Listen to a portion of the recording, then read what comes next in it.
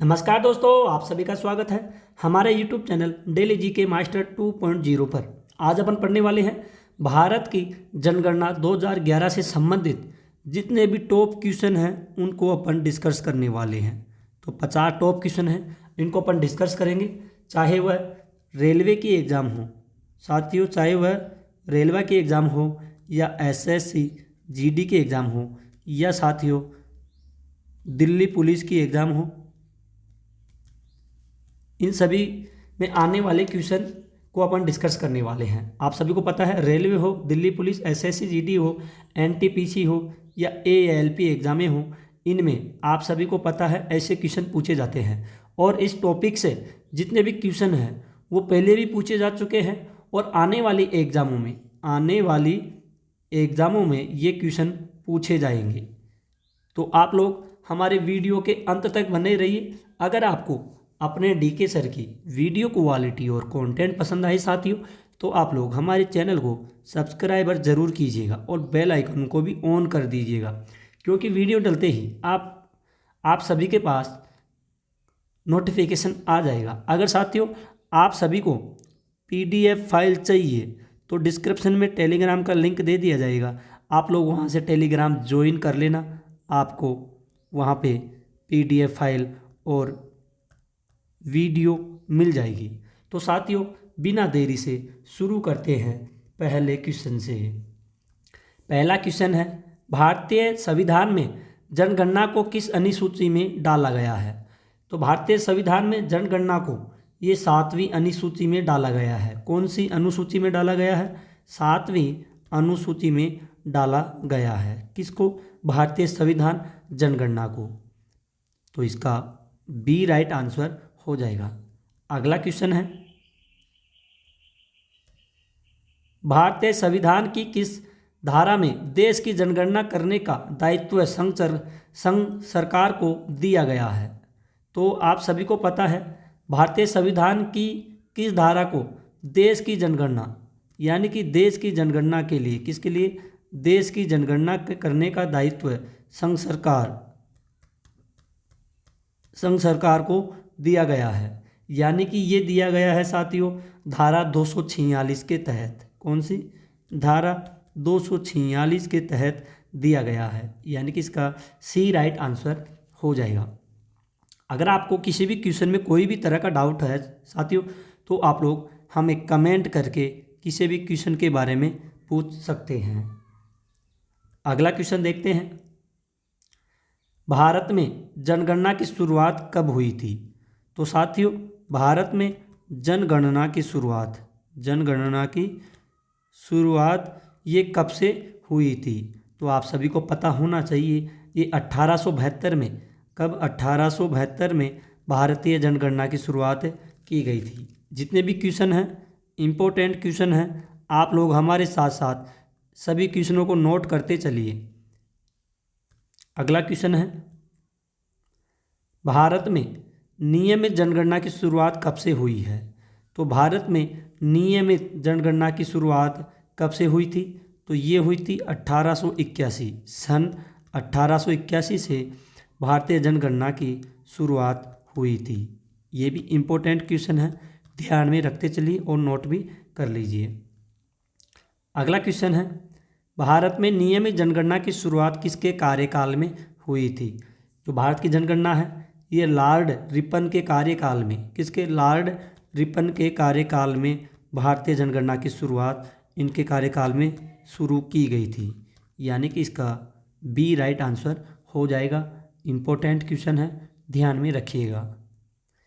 अगले क्वेश्चन की ओर बढ़ते हैं, 2021 में होने वाली जनगणना स्वतंत्र भारत की 8वीं जनगणना होगी। कौन सी होगी? ये 8वीं जनगणना होगी स्वतंत्र भारत की 2021 की। ठीक है, तो इसका सी राइट आंसर हो जाएगा, ध्यान में रखिएगा।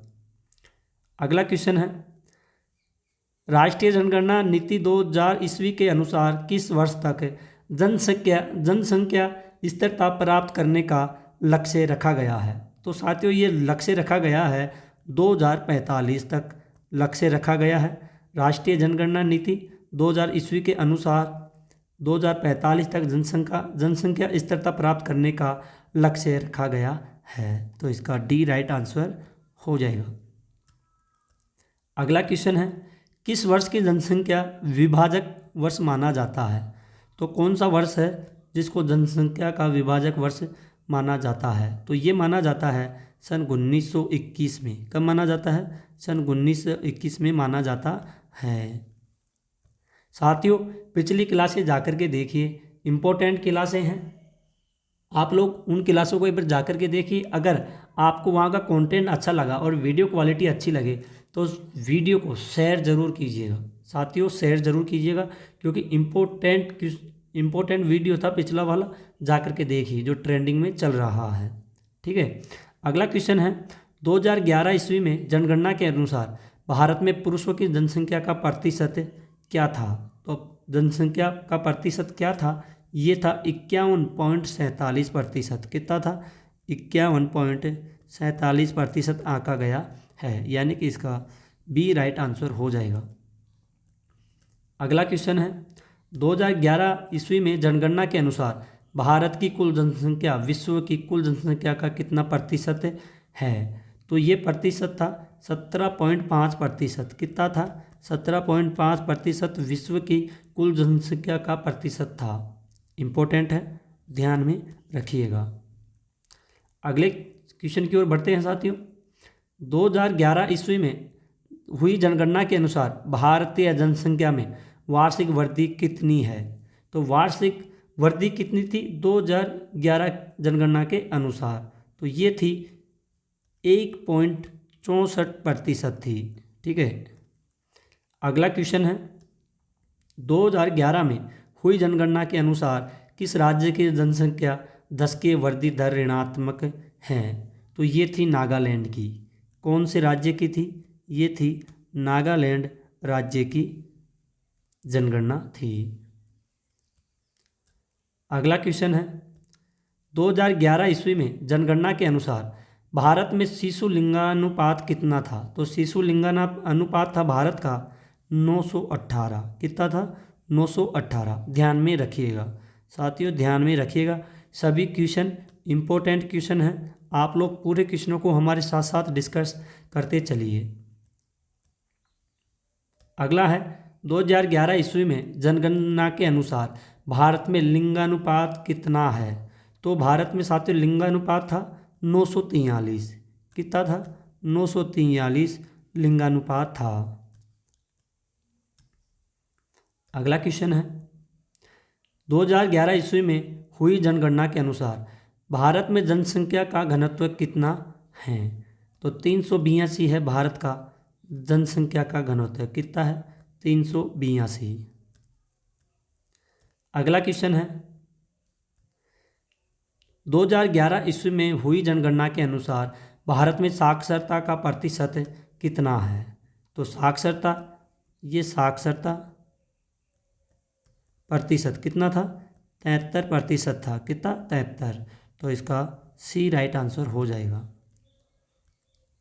अगला क्वेश्चन है, 2011 ईस्वी में हुई जनगणना के अनुसार भारत में महिला साक्षरता कितनी है? अगला क्वेश्चन है, 2011 ईस्वी में हुई जनगणना के अनुसार भारत में महिला साक्षरता कितनी है? तो महिला साक्षरता कितनी है? 64.6% आंकी गई है। किसकी? भारत में महिला। किसकी? भारत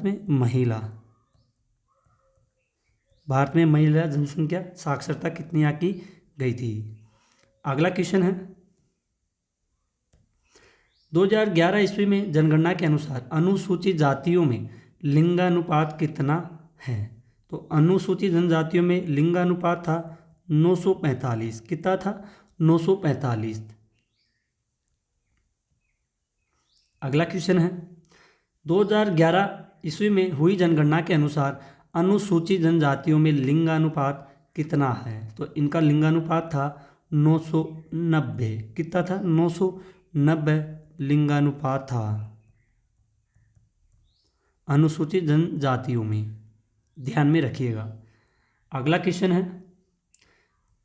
ग्रामीण क्षेत्र में न्यूनतम साक्षरता वाला राज्य कौन सा है? जो ग्रामीण क्षेत्र है इसमें न्यूनतम साक्षरता वाला राज्य कौन सा है? तो ये था आंध्र प्रदेश। कौन सा था साथियों?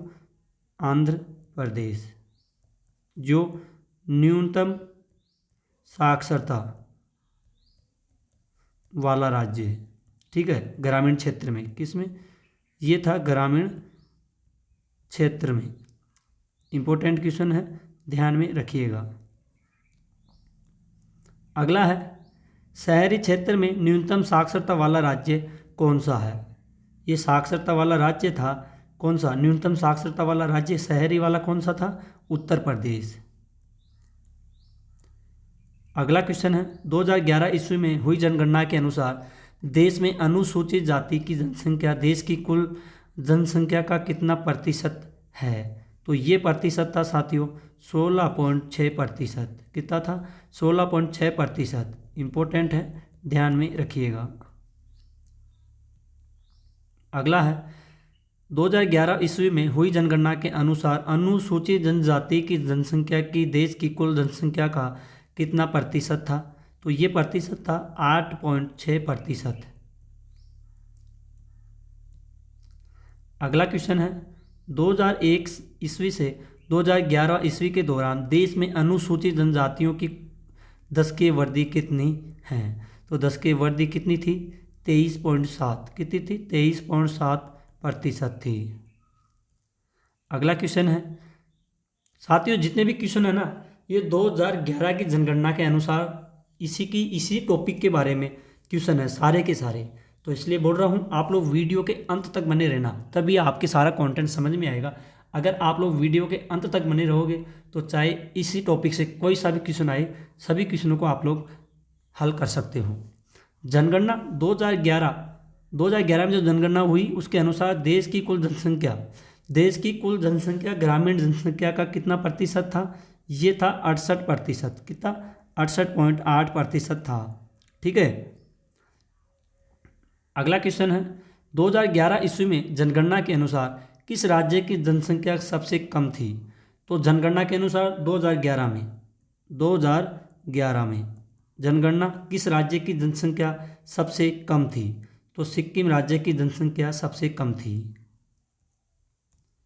अगला क्वेश्चन है, 2011 ईस्वी में हुई जनगणना के अनुसार राज्यों और केंद्र शासित प्रदेशों में किसकी जनसंख्या सबसे कम है? तो सबसे जनसंख्या कम किसकी थी? ये थी लक्षद्वीप की। किसकी? लक्षद्वीप, जो केंद्र शासित प्रदेश है। भारत में सर्वाधिक जनसंख्या किस राज्य की है? सर्वाधिक जनसंख्या किस राज्य की है? तो ये है उत्तर प्रदेश की। किसकी है? ये है उत्तर प्रदेश। इसको ध्यान में रखिएगा, इम्पोर्टेंट क्वेश्चन है। ऐसे छोटे छोटे क्वेश्चन हमेशा पूछ लिए जाते हैं। भारत में न्यूनतम जनसंख्या किस राज्य की है? जो न्यूनतम जनसंख्या है ये सिक्किम राज्य की है। किसकी? सिक्किम राज्य की न्यूनतम जनसंख्या है। अगला क्वेश्चन है, भारत में प्रतिवर्ष निम्न मर से किस देश की जनसंख्या के बराबर वृद्धि हो रही है? तो बराबर वृद्धि हो रही है ऑस्ट्रेलिया की। तो इसका डी राइट आंसर हो जाएगा। 2011 ईस्वी में हुई जनगणना के अनुसार बिहार का जनसंख्या की दृष्टि से भारतीय राज्यों में कौन सा स्थान था? तो भारतीय राज्यों में स्थान था तीसरा।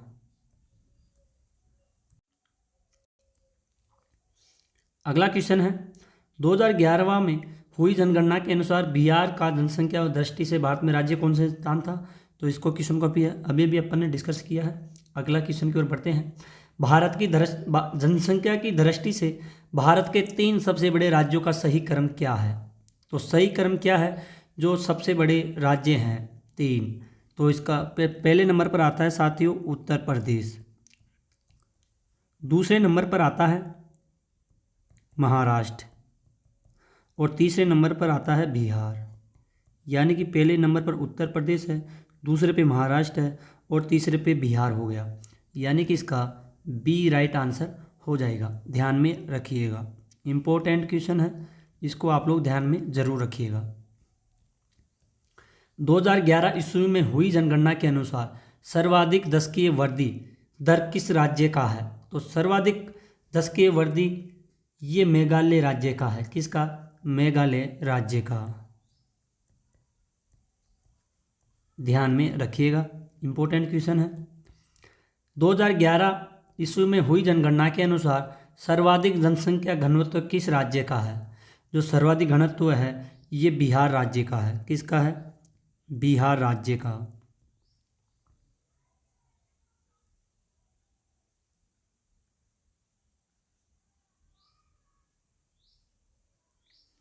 अगले क्वेश्चन की ओर बढ़ते हैं।